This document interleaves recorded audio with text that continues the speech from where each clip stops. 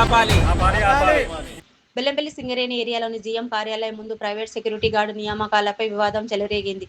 ఇప్పటికే విధుల్లో ఉన్న సెక్యూరిటీ గార్డులకు మించి కొత్త నియామకాలు చేపడుతున్నారని ఆరోపిస్తూ ప్రైవేట్ సెక్యూరిటీ గార్డుల నిరసనకు సంబంధించి మరింత సమాచారాన్ని లైవ్ లో చూద్దాం. బెల్లంపల్లి సింగరేణి ఏరియాలో ఏదైతే ప్రైవేట్ సెక్యూరిటీ నుంచి సెక్యూరిటీల నియామకం మరి అనేకంగా కొనసాగుతుంది. ఈ నియామకాలతోటి ఏదైతే ఏళ్ల తరబడి చేస్తున్న ప్రైవేట్ సెక్యూరిటీ అంతా కూడా జీతాలు తగ్గిపోవడం, కుటుంబాలు ఆర్థికంగా చిన్నభిన్నం అవుతున్నాయని మరి వాపోతున్నారు.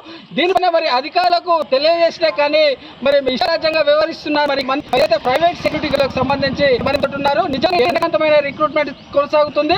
మరి సింగరేణి అయితే ప్రత్యక్షంగా రిక్రూట్మెంట్ జరగదు. ఇదంతా కూడా గుత్తేదారు నియామకాలు ఉంటాయి. ఈ నియామకాల వెనుక అసలు సూత్రధారులు ఎవరు, మరి నిరసనకు సంబంధించి ఎలాంటి అక్రమ నియామకాలు జరుగుతున్నాయి, దానివల్ల ఎలా నష్టపోతున్నారు మీరు? మొదటిగా మాకు ఇక సింగరేణి గోలేట్లో మేము 160 మంది సెక్యూరిటీ గార్డులు డ్యూటీ చేయడం జరుగుతుంది.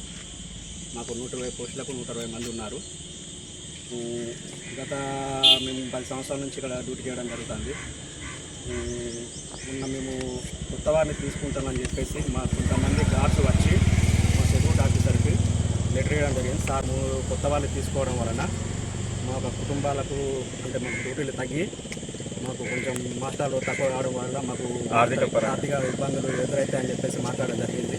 కాకపోతే ఆఫీసర్ గారు ఏమన్నారంటే, బాబు ఇది పైనుంచి ఒత్తిడి జరుగుతుంది కాబట్టి మేము తీసుకుంటున్నాము, దీనిపైన మేము ఏం చేయలేము, ఖచ్చితంగా తీసుకుంటాము అని చెప్పేసి మాట్లాడడం జరిగింది.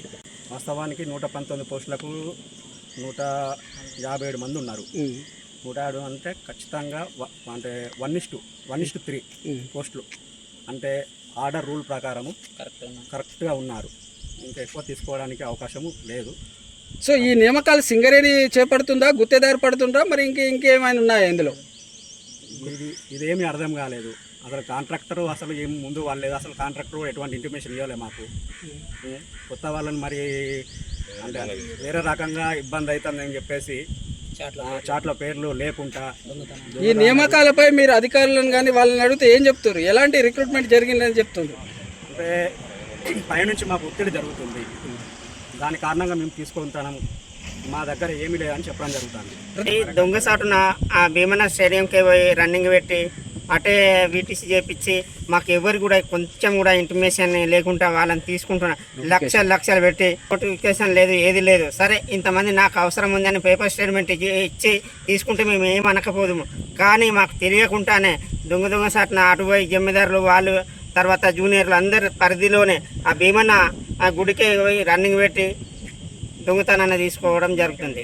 పీడిఎఫ్ వాళ్ళు ఉండాలని వాళ్ళు ఉల్లిపిట వాళ్ళు వచ్చిండ్రు. వాళ్ళని 4 సంవత్సరాల ముందు అప్పుడు ఉన్న ఎస్ఓటు జిఎం సంతకం పెట్టిండ్రు, ఫలానా వాళ్ళని తీసుకొని ఉల్లిపిట్టోళ్ళని. వాళ్ళని తీసుకోకుండా ఇప్పుడు ఎవరైతే డబ్బులు ఎక్కువ పెడుతున్నారో వాళ్ళనే తీసుకుంటున్నారు. పీడిఎఫ్ వాళ్ళు అనే వాళ్ళైతే లేరు. సో మీ న్యాయమైన డిమాండ్ ఏంటిది? ఇప్పుడు ఏం జరగాలి మీకు? ఇప్పుడు ఎవరిని తీసుకోవద్దు. మా న్యాయమైన డిమాండ్, మాకు ఉపాధి కోల్పోతాము. సరే మీరు పోస్టులు పెంచి ఎవరిని తీసుకున్నా మాకు ఎలాంటి బాధ లేదు. కానీ మాకున్న పోస్టుల మీదే మా కడుపు కొట్టేందుకు మళ్ళీ కొత్త వాళ్ళని తీసుకోవడం ఇది కరెక్ట్ కాదనేది మా బాధ. శ్రేణిలో అన్యక్రాంతంగా నియామకాలు జరుగుతున్నాయి.